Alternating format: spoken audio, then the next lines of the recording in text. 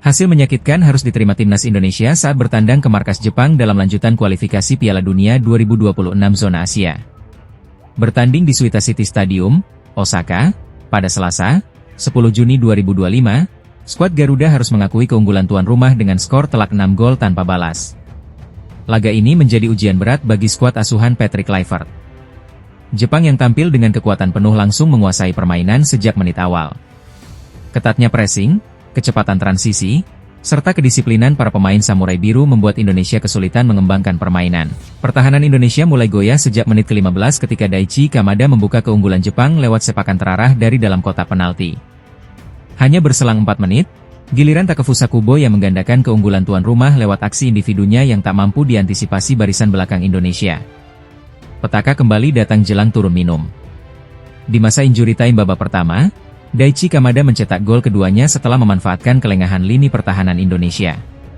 Skor 3-0 menutup babak pertama dengan dominasi penuh dari Jepang. Memasuki babak kedua, dominasi tuan rumah tak mereda.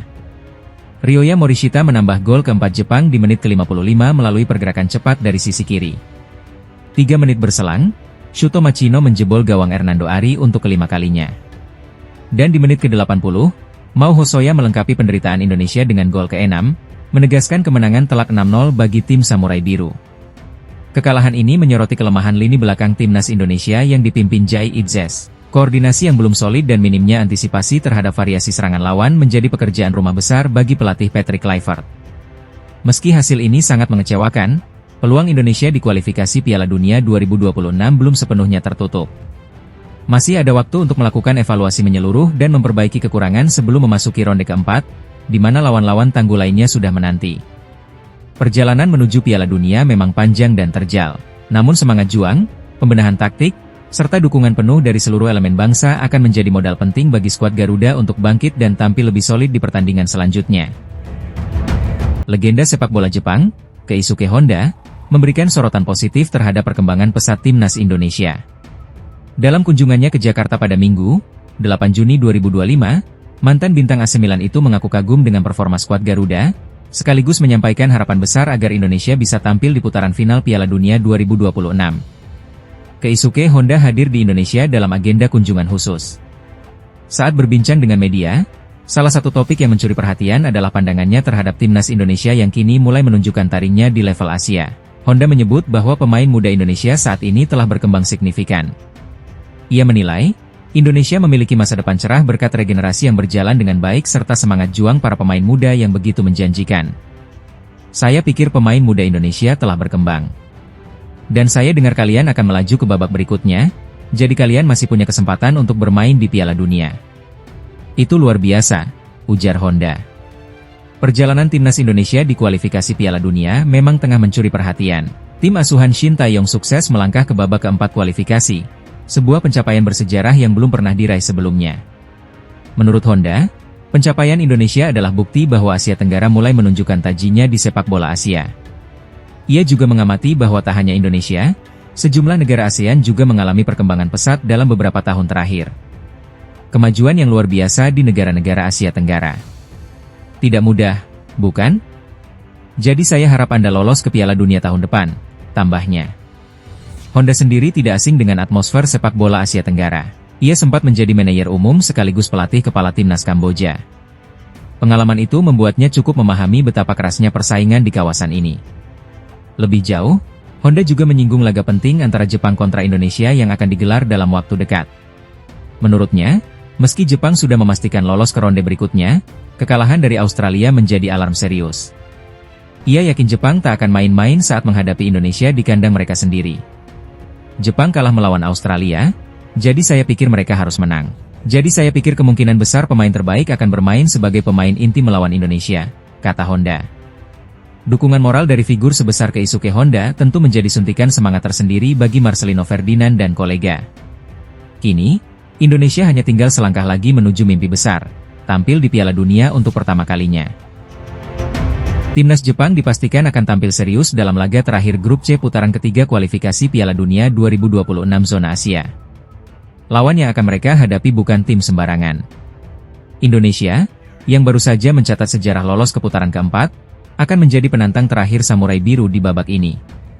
Pertandingan ini akan digelar pada Selasa, 10 Juni 2025, di Stadion Suita City Football Stadium, Osaka. Ini menjadi laga penutup bagi kedua tim dalam babak ketiga yang penuh tekanan. Meski sama-sama sudah mengamankan posisi, Jepang lolos langsung ke Piala Dunia, sementara Indonesia memastikan tempat di putaran keempat.